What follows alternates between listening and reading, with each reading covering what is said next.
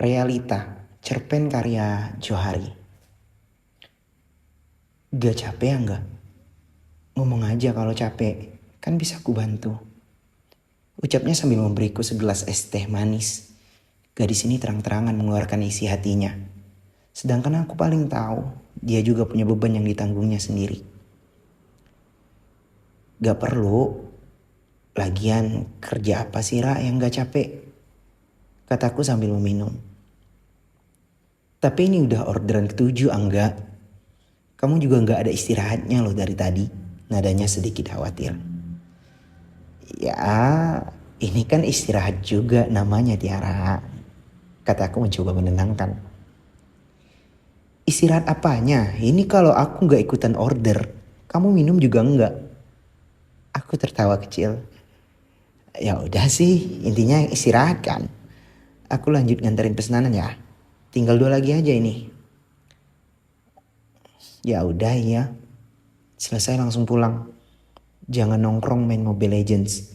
Ingat besok jam 7 pagi mata kuliahnya Pak Seno. Telat sedetik, tahu sendiri kan bakal diusir. Aman Ra. Aku masih ada jatah 2 kali gak hadir kan. Matanya mengerucut dengan bibir sedikit manyun. Kedua tangannya pun sudah memasang mode lipat. Tanda dia tak senang dengan ucapanku. Canda. Besok masuk kok. Bibir Manyun itu sedikit memudar, berganti dengan senyum tipis yang begitu menenangkan. Aku pun beranjak dengan tenang, membawa sekantung penuh roti canai buatan ibu. Untuk para pelanggan setianya. Untuk mahasiswa semester 3 sepertiku, rasanya tak boleh ada kata lelah.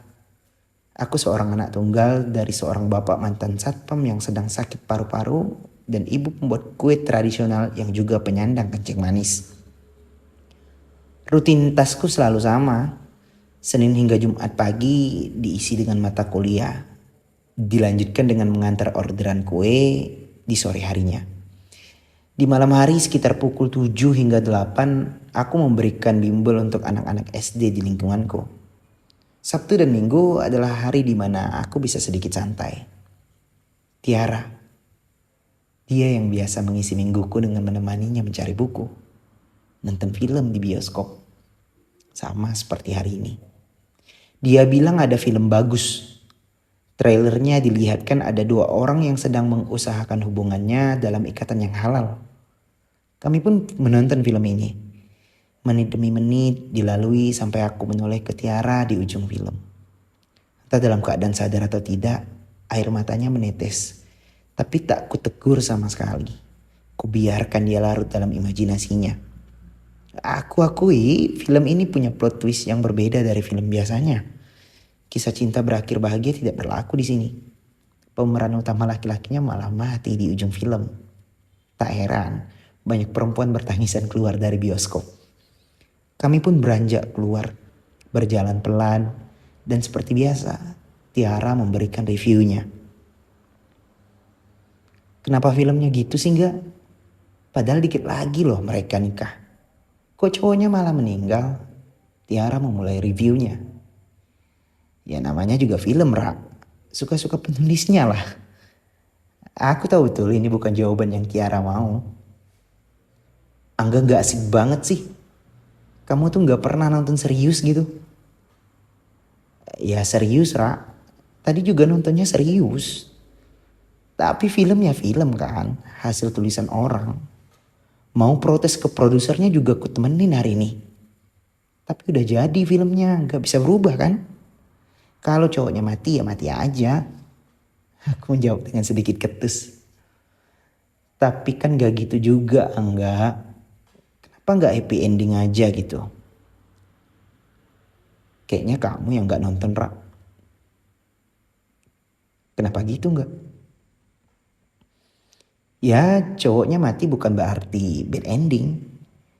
Mati dalam keadaan mencari kebenaran bukan hal yang buruk Ra. Terus buat si ceweknya jadi ngerti kalau hidup gak selalu sesuai keinginan kita. Ngasih pelajaran ke penonton juga itu. Kita boleh punya rencana, angan-angan, cita-cita. Tapi balik lagi. Kita harus nerima realita kalau misal itu semua gak berjalan sesuai dengan keinginan. Ekspresi Tiara terlihat lebih tenang dari sebelumnya, seperti sedang mencerna kata-kataku. Entah diterima atau tidak, tapi aku suka melihat wajahnya ketika berpikir. Mata sayunya itu membuatku benar-benar tak ingin menyakitinya. Mungkin karena itu juga aku tak pernah mengeluarkan kalimat-kalimat bentuk perjanjian dan sebagainya. Aku terlalu takut lidah ini umbar akan sesuatu yang belum pasti. Ya, memang sesekali tanganku begitu nakal mengetikkan sesuatu yang terlampau kejauhan. Tapi senangnya hanya di awal. Pikiran kelak suatu saat kemungkinan menyakitinya selalu terbayang-bayang. Tiara tampak tegar, padahal nyatanya begitu rapuh. Aku selalu berusaha untuk jadi pendengar yang baik buatnya. Sambil tetap mensugesti diri bahwa apapun bisa terjadi dalam persahabatan. Kami berjalan keluar dari mall. Menuju parkiran, langkah kami diiringi rintik hujan yang dalam hitungan detik makin deras. Kami pun menepi di sebuah Indomaret, duduk di kursi sambil melanjutkan topik yang seharusnya belum selesai. Enggak, aku jadi kepikiran. Tentang apa, Ra? Tentang kenyataan yang gak sesuai harapan. Tiara kembali membuka obrolan. Menurut Angga gimana? Kalau kita mikirin sesuatu berdasarkan anggapan kalau kenyataan gak sesuai harapan, bukannya kita jadi takut untuk ngelakuin sesuatu? Ya benar sih, Ra. Tapi kan mempersiapkan diri untuk nerima segala kemungkinan juga gak salah. Ya istilahnya sedia payung sebelum hujan lah. Tiara tampak sedikit berpikir. Tapi dari yang aku tangkep, kamu cenderung ngelihat seakan-akan semua gak bakal terjadi loh, enggak? Kamu itu lebih ke arah pesimis aja jadinya. Aku terdiam. Rasanya sebuah tamparan telah mendarat ke pipiku. Apa iya? Selama ini aku memandang pesimis sesuatu. Aku mulai terpengaruh kata-kata Tiara. Tapi naluriku sebagai lelaki bilang, jangan dulu kalau berdebat. Itu bukan pesimis, itu realistis. Ya aku gak mau aja terjebak dalam perasaan sakit ketika udah berharap tinggi banget, tiba-tiba gak kejadian. Ya biarin aja berjalan semestinya, tanpa harus berekspektasi tinggi sama sesuatu, Ra. Tiara kembali diam. Terlihat mungkin sedikit berpikir.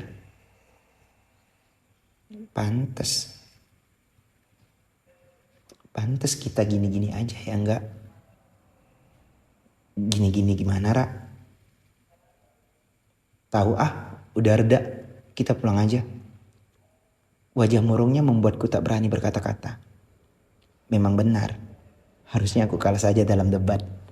Itu formula yang paling baik untuk situasi seperti ini. Di perjalanan pulang langit beranjak cerah tapi suasana di motorku begitu mendung. Tidak ada kata-kata yang keluar. Suara-suara yang biasanya tak ku mengerti dan hanya bisa kubalas, "Hah? Iya gitu." Suram. Tiba di depan kosannya, dia membuka helm, memandangku sejenak, menghela nafas, lalu masuk ke kosannya. Tanpa salam, tanpa ucapan hati-hati di jalan. Aku pulang dalam keadaan yang hening. Dunia terasa tanpa suara kala itu. Otakku terasa dingin membuatku merasa sulit untuk berpikir. Aku hanya bisa merenung meter demi meter perjalananku. Tak sadar sudah sampai di rumah. Aku gedor pintu rumah tapi tak ada sahutan. Rumah memang kelihatan sepi, jadi aku berinisiatif mengecek handphone. Ternyata sudah ada 5 panggilan tak terjawab dari ibu. Dan pesan bertuliskan, "Bapak masuk rumah sakit, Nak." Hatiku tersentak. Pikiran pertamaku langsung menghujam jantung seakan berkata, "Kemana saja kau hari ini?" Sementara orang terdekatku berjuang melawan rasa sakit, aku sibuk mencari kesenangan di luar. Kesenangan yang hilang dalam hitungan jam. Mulai saat itu, aku tak ingin menyia-nyiakan waktu. Aku berubah jadi pribadi yang lebih pendiam, Di kelas aku tak terlalu aktif, bertegur sapa secukupnya, menghapus Mobile Legend. Aku lebih mengutamakan waktu untuk mengurus bapak yang kini sudah keluar dari rumah sakit. Kondisinya tak menunjukkan peningkatan sama sekali.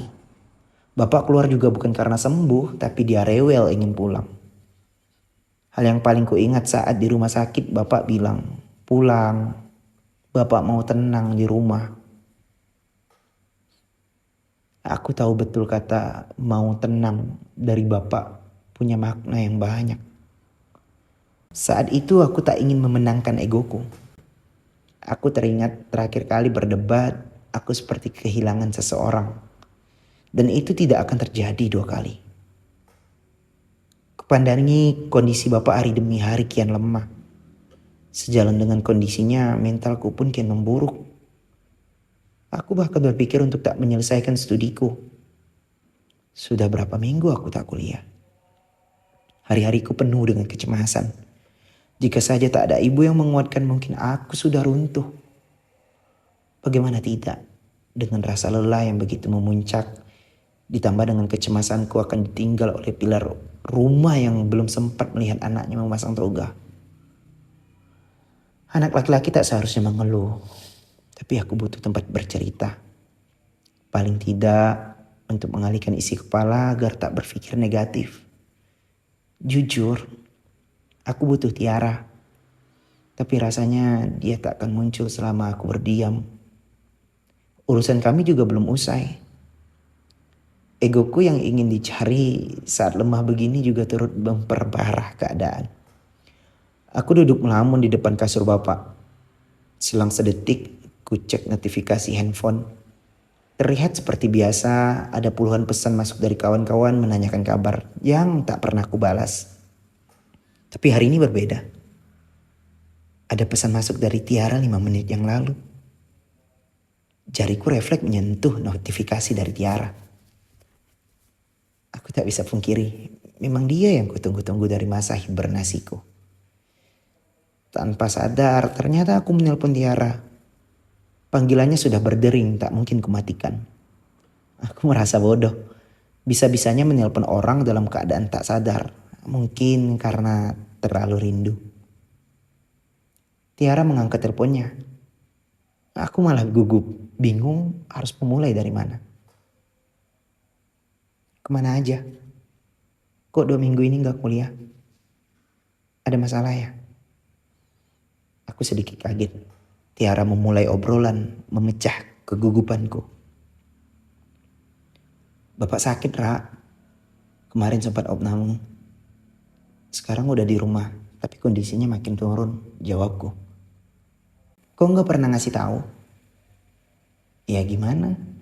Kita komunikasi aja enggak, sungkan lah. Kamu tuh ya, nada suara Tiara yang begini begitu melekat di memori. Satu di antara banyak hal yang kurindukan darinya. Aku kesana ya, sekalian jenguk bapak. Udah lama juga gak ketemu ibu. Sama aku juga udah lama loh, Ra. Gak mau sekalian aja nih. Aku mencoba mencairkan suasana. Iya enggak, sama kamu juga lah. Ada yang mau diomongin juga. Apa, sahutku? Ya nanti tunggu di sana. Ya udah ya, hati-hati kalau kesini. Kami menutup obrolan. Aku memberitahu ibu Tiara akan datang. Seperti biasa, ibu sedikit merapikan kamar agar tak membuat orang sumpek jika datang menjenguk bapak. Kali ini aku sedikit berbeda. Ada perasaan senang saat menunggu kedatangan Tiara. Aku rindu dengan ekspresinya, suaranya, cerewetnya, tinjunya saat dia gemas dengan tingkahku. Aku bahkan sudah siapkan badanku untuk biru-biru hari ini. Intinya hari ini aku ingin lepaskan beban di kepala ini untuk sekadar berbagi senyum bersama Tiara. Tiara datang membawa buah tangan, kue roti lengkap dengan susu kental manis, buah pepaya dan semangka kesenangan bapak. Dia tahu betul makanan favorit orang rumahku. Aku hanya memandanginya dari luar kamar, mengobrol dengan ibuku. Kulihat tangan lembut itu merangkul ibu. Nada ringan yang jarang dia gunakan padaku membuat suasana terasa begitu damai di rumah ini. Bapak yang sudah tak bisa banyak bicara pun memandangi mereka dengan mata sayunya. Tiara perlahan beralih ke bapak, memotivasi dan menguatkan untuk lekas pulih. Senyumku tersimpul spontan. Di depan mataku ada gadis yang begitu ringan hati berbaur ke keluarga kecilku, yang tatapannya penuh cinta dan ketulusan. Dia berdiri berjalan keluar menghadapku. Aku pun mengerti dan lekas membawanya duduk di depan teras rumah, di bawah pohon rindang yang tersedia kursi santai, tempat favorit Tiara jika ke rumahku. Sampai kapan hibernasinya enggak? Ucap Tiara. Belum tahu, Ra. Rasanya cemas aja kalau lihat kondisi bapak gitu, jawabku. Ibu bilang, kamu harus kuliah lagi. Sayang lah enggak. Udah di tengah-tengah gini. Tiara mencoba menguatkanku. Iya, Ra, ngerti. Tapi kalau bapak kenapa-napa, waktu aku nggak ada gimana? Ya, berarti itu kenyataan yang harus dijalanin kan? Kamu loh yang ngajarin aku. Ibu sedih ngeliat kamu nggak kuliah. Bapak juga pasti gitu, Angga. Aku tahu sekarang kamu ngebiayain ini semua sendiri, tapi yang ngedorong kamu di awal itu bapak sama ibu. Jangan mikirin perasaanmu sendiri lah, enggak. Pikirin perasaan orang di sekitarmu juga. Aku tertampar untuk kedua kalinya. Tiara benar. Aku selalu membuat keputusan sesuai dengan apa yang aku inginkan tanpa memperhatikan sekelilingku. Kali ini aku tak ingin mendebat Tiara. Di posisi ini aku memang salah. Iya, Ra. Maaf. Aku gak minta kamu minta maaf gak? Kuliah lagi ya. Masih ada jatah hadir kan? Kali ini gak boleh bolong. Aku kembali tersenyum. Siap, Ra. Tapi bantuin lah. Ini udah pasti banyak ketinggalan materi. Aku menjawab dengan amat senang. Itu dia. Ada hal lain gak? Aku gak bisa bantuin kamu. Suasana berubah. Terasa agak sesak. Kenapa, Ra? Tanyaku. Aku pindah gak? Hah? Aku kaget sekaligus bingung. Aku udah ngurus pindah waktu kita gak teguran kemarin. Aku memasang wajah tegang. Jangan salah paham dulu. Bukan karena itu aku pindah. Bapak ditugasin ke Papua enggak. Ibu di kampung sendirian. Aku harus pulang nemenin ibu. Ini juga udah diurus sama bapak di sana. Kok tiba-tiba banget, Ra? Ucapku lemas. Gak tiba-tiba, enggak. Karena aku pernah cerita kemungkinan ini bakal ada. Aku bisa selesai di sini kalau bapak enggak pindah tugas. Beasiswamu gimana? Bisa diurus kok. Ini kan beasiswa nasional. Lagian bisa kuliah di sini juga faktor nggak sengaja kan. Memang lucu jika diingat. Tiara cerita dia suka menulis dan tertarik jadi guru. Jadi dia pilih prodi pendidikan bahasa Indonesia untuk menunjang cita-citanya. Namun entah karena takdir buruk apa, kala itu dia kurang teliti. Saat kartu seleksi nasional dicetak yang tertulis terdaftar di Prodi Pendidikan Bahasa Indonesia di Universitas Borneo, Kalimantan, membuat dia jauh dari tempat asalnya di Banten. Cerita ini sedikit mengalihkan perasaan senduku. Aku sedikit tertawa. Iya ya, ada aja kalau dipikir. Iya enggak, suasana mulai canggung. Jadi, kapan pulangnya, Ra? Besok pagi. Ya ampun, Ra. ngegas banget. Ini mah beneran tiba-tiba. Ini berita buruk. Aku bahkan tak punya waktu untuk berbicara tentang keluh kesahku. Otakku juga tak diberi kesempatan berpikir. Aku hanya bisa menghela nafas. Berharap ini hanya prank dari Tiara.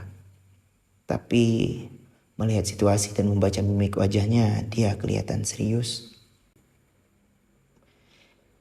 Bisa kesini lagi, Ra? Aku mencoba meringankan situasi. Kemungkinan enggak. Aku mulai mengerutkan kepala. Banyak hal yang sulit diterima di sini. Aku mulai menyesali masa lalu. Mengapa aku berdebat dengan Tiara? Mengapa aku begitu takut mengungkapkan perasaan? Mengapa aku jadi pribadi yang pendiam? Kata andai mulai berlarian di kepalaku. Andai aku lebih berani, andai aku ini, dan andai aku itu. Namun semua terlambat. Sejak awal Tiara benar. Aku terlalu memandang pesimis sesuatu. Enggak. Suara Tiara memecah lamunanku. Kenapa enggak? Aku nyesel, Ra. Jangan ada kata nyesel, enggak. Semua udah berjalan semestinya. Ini realita yang harus kita jalani. Aku bersyukur dengan kejadian kemarin. Itu benar-benar bantu buat aku gak takut nentuin pilihan. Kamu yang udah buka pikiran aku. Kalau gak semua hal harus berjalan sesuai keinginan kita. Dan ini benar-benar gak sesuai keinginanku, Ra. Tapi bisa jadi ini jalan yang terbaik buat kita, enggak? Kalau gak baik,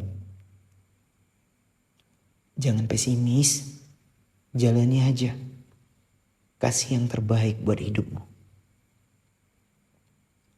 Lagi dan lagi, gadis ini senang sekali menamparku dengan kata-katanya. Dia meriset pikiranku. Aku merasa aneh. Tidak senang. Tidak pula sedih. Sedikit gelisah, tapi ada ruang damai di tiap sisinya. Tiara pergi dengan senyuman. Pamit dengan bapak dan juga ibu. Besok paginya aku mengantar Tiara ke bandara melihat langkahnya beranjak pergi. Jarak agak jauh dia berbalik badan dan melambai kepadaku memberikan senyumannya. Senyum yang akan sangat kurindukan. Senyum yang kelak akan lebur bersama waktu. Senyum yang membuatku sadar bahwa inilah realita hidup yang harus dijalani. Tidak seperti kisah romantis FTV, tiap hubungan tak selalu berakhir bersama. Ada kalanya kita melepas sesuatu karena memang sudah jalannya, dan pada alur kenyataan ini, perpisahan bukan ujung akhir dari kehidupan. Ini hanya bagian dari perjalanan, di mana kita akan menemukan emosi di setiap persinggahan. Sedih, senang, marah, bahagia, haru. Kita akan temukan orang-orang yang akan menemani kita mengisi emosi-emosi itu. Tiara adalah contoh kecil dari realita di mana dia ada dan berhasil membuatku merasa senang. Sanggup membuatku sedih. Mampu membentuk suasana haru sampai dia membuatku bahagia kembali. Aku bersyukur dari Tiara, aku belajar bahwa hidup tak selalu berjalan sesuai keinginan. Jalani hidup dengan melakukan yang terbaik, sampai nanti di ujung perhentian kita pastikan bahwa hidup akan berakhir bahagia.